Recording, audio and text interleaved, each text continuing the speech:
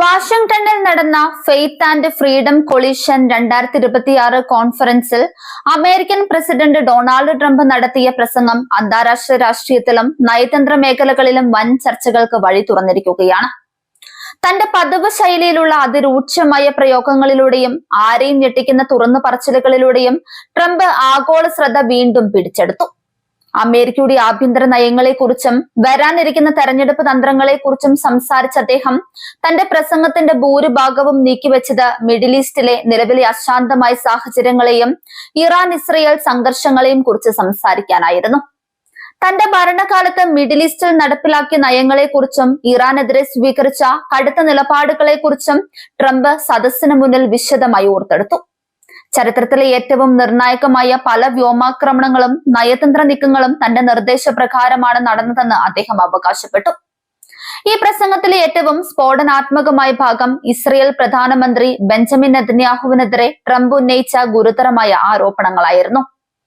ഇറാനെതിരെയുള്ള സൈനിക നീക്കങ്ങളിൽ ഇസ്രയേൽ നേതൃത്വം കാണിച്ച നിലപാടുകളെ അദ്ദേഹം ശക്തമായി വിമർശിച്ചു. മുൻപ് നടന്ന അതീവ രഹസ്യമായ ചില സൈനിക പദ്ധതികളിൽ നിന്നും ഇസ്രയേൽ അവസാന നിമിഷം പിന്മാറിയതിനെ ചതി എന്ന വാക്കുപയോഗിച്ചാണ് ട്രംപ് വിശേഷിപ്പിച്ചത്. ഇറാനിൽ നിന്നുള്ള ഭീഷണികളെ നേരിടുന്നതിൽ ഇസ്രയേൽ കാണിക്കുന്ന തന്ത്രപരമായ പരാജയങ്ങളെ ട്രംപ് പരസ്യമായി പരിഹസിക്കുകയുണ്ടായി. മിഡിൽ ഈസ്റ്റിലെ ഏറ്റവും ശക്തമായ സൈനിക ശക്തിയെന്ന് അവകാശപ്പെടുന്ന ഇസ്രയേൽ പല കാര്യങ്ങളിലും ദുർബലരാണെന്ന തരത്തിലുള്ള പുതിയ വെളിപ്പെടുത്തലുകൾ അദ്ദേഹം നടത്തി. ഇറാനെ നേരിട്ടുള്ള യുദ്ധത്തിൽ നേരിടാൻ ഇസ്രയേലിന് ഭയമാണെന്ന ധ്വനിയാണ് ട്രംപിന്റെ വാക്കുകളിലുടനീളം നിഴലിച്ചു നിന്നത്. ഇറാൻ പ്രതിസന്ധിയുടെ പല നിർണായക ഘട്ടങ്ങളിലും ഇസ്രയേൽ ഭരണകൂടം സ്വീകരിച്ച തീരുമാനങ്ങൾ അമേരിക്കൻ താൽപര്യങ്ങൾക്ക് വിരുദ്ധമായിരുന്നുവെന്ന് ട്രംപ് സമർത്ഥിച്ചു. താൻ അധികാരത്തിലിരുന്നപ്പോൾ ഇസ്രയേലിന് നൽകിയ വിട്ടുവീഴ്ചയില്ലാത്ത പിന്തുണയ്ക്ക് പകരമായി അവർ അമേരിക്കയെ സഹായിച്ചില്ല എന്ന പരിഭവം ട്രംപ് മറച്ചുവെച്ചില്ല. വാഷിംഗ്ടണിലെ ഈ പ്രസംഗത്തിലൂടെ അന്താരാഷ്ട്ര തലത്തിൽ നിലവിലുള്ള പല സഖ്യങ്ങളുടെയും യഥാർത്ഥ അവസ്ഥയാണ് ട്രംപ് പുറത്തു കൊണ്ടുവന്നത്. അമേരിക്കയും ഇസ്രയേലും തമ്മിലുള്ള പരമ്പരാഗത സൗഹൃദത്തിൽ വലിയ മാറ്റങ്ങൾ സംഭവിച്ചുകൊണ്ടിരിക്കുന്നു എന്നതിന്റെ വ്യക്തമായ സൂചനയാണിത്. അമേരിക്കൻ സൈനികരുടെ ജീവൻ പണയം വെച്ച് നടത്തുന്ന നീക്കങ്ങളിൽ മറ്റ് രാജ്യങ്ങൾ രാഷ്ട്രീയ ലാഭം കൊയ്യുന്നത് ഇനി അനുവദിക്കില്ല എന്ന ശക്തമായ സന്ദേശമാണ് ട്രംപ് നൽകുന്നത്. ഇറാൻ വിഷയം കൈകാര്യം ചെയ്യുന്നതിൽ തന്റെ മുൻപത്തെ ഭരണകൂടം കാണിച്ച ധീരത ഇപ്പോഴത്തെ നേതൃത്വത്തിന് ഇല്ലെന്നും അദ്ദേഹം കുറ്റപ്പെടുത്തി. തന്റെ പ്രസംഗത്തിലൂടെ വരാനിരിക്കുന്ന അമേരിക്കൻ പ്രസിഡന്റ് തെരഞ്ഞെടുപ്പിലെ വിദേശ നയങ്ങളുടെ ഒരു ഏകദേശ രൂപരേഖയും ട്രംപ് മുന്നോട്ട് വെക്കുന്നുണ്ട്. ഇസ്രയേലിനെ അന്ധമായി പിന്തുണയ്ക്കുന്ന രീതിക്ക് മാറ്റം വരുത്തുമെന്ന സൂചന നൽകുന്നതിലൂടെ ആഭ്യന്തരമായി വലിയൊരു രാഷ്ട്രീയ ചർച്ചയ്ക്കാണ് അദ്ദേഹം തിരികൊളുത്തിയിരിക്കുന്നത്.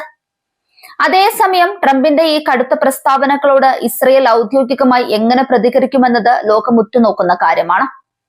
നെതന്യാഹുവിനെ വ്യക്തിപരമായി ലക്ഷ്യം വെച്ചുകൊണ്ട് ട്രംപ് നടത്തിയ ആക്രമണം ഇസ്രയേലിന്റെ ആഭ്യന്തര രാഷ്ട്രീയത്തിലും വലിയ ചലനങ്ങൾ ഉണ്ടാക്കാൻ സാധ്യതയുണ്ട്. മിഡിൽ ഈസ്റ്റിൽ സമാധാനം നിലനിർത്താൻ തനിക്ക് മാത്രമേ സാധിക്കൂ എന്ന് അവകാശപ്പെടുന്ന ട്രംപ് തന്റെ കാലത്തെ അബ്രഹാം ഉടമ്പടികൾ പോലുള്ള നയതന്ത്ര വിജയങ്ങളെ വീണ്ടും ഉയർത്തിക്കാട്ടി. താൻ അധികാരത്തിൽ ഉണ്ടായിരുന്നെങ്കിൽ ഇറാൻ ഇത്രത്തോളം ശക്തമാകില്ലായിരുന്നുവെന്നും ഇസ്രയേലിന് ഇങ്ങനെയൊരു പ്രതിസന്ധി നേരിടേണ്ടി വരില്ലായിരുന്നുവെന്നും അദ്ദേഹം ഓർമ്മിപ്പിച്ചു. ഈ കോൺഫറൻസിലെ ട്രംപിന്റെ വാക്കുകൾ ഇറാൻ ഭരണകൂടത്തിനും പുതിയ തന്ത്രങ്ങൾ മെനയാൻ അവസരമൊരുക്കുന്നതാണ്. അമേരിക്കയും ഇസ്രയേലും തമ്മിൽ തന്ത്രപരമായ ഭിന്നതകൾ ഉണ്ടെന്ന് വെളിപ്പെടുത്തൽ ഇറാൻ അവരുടെ പ്രാദേശിക സ്വാധീനം വർദ്ധിപ്പിക്കാൻ കൂടുതൽ ആത്മവിശ്വാസം നൽകിയേക്കാം. ഫെയ്ത്ത് ആൻഡ് ഫ്രീഡം കൊളിഷൻ കോൺഫറൻസിലെ ട്രംപിന്റെ പ്രസംഗം കേവലം ഒരു രാഷ്ട്രീയ പ്രസംഗം എന്നതിനപ്പുറം ആഗോള രാഷ്ട്രീയത്തിലെ പുനർചിന്തനങ്ങൾക്ക് വഴിമാറുന്ന ഒന്നാണ്. സഖ്യകക്ഷികളെ പോലും പരസ്യമായി വിമർശിക്കാൻ മടിക്കാത്ത ട്രംപിന്റെ ശൈലി ഒരിക്കൽ കൂടി തെളിയിക്കുന്നതായിരുന്നു വാഷിംഗ്ടണിലെ വേദി എന്ന് പറയാം.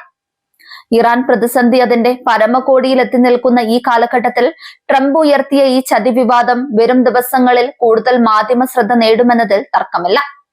നയതന്ത്രത്തിന്റെ അടച്ചിട്ട മുറികളിൽ നടക്കേണ്ട ചർച്ചകൾ പരസ്യവേദിയിൽ വെളിപ്പെടുത്തിയതിലൂടെ ട്രംപ് അന്താരാഷ്ട്ര രാഷ്ട്രീയത്തിലെ സമവാക്യങ്ങളെയാണ് മാറ്റിമറിച്ചിട്ടുള്ളത്. ഈ പ്രസംഗം ഉണ്ടാക്കിയ രാഷ്ട്രീയ ഭൂകമ്പത്തിന്റെ ആഘാതം മിഡിൽ ഈസ്റ്റിലും വാഷിംഗ്ടണിലും ദീർഘകാലം നിലനിൽക്കുമെന്ന് ഉറപ്പാണ്.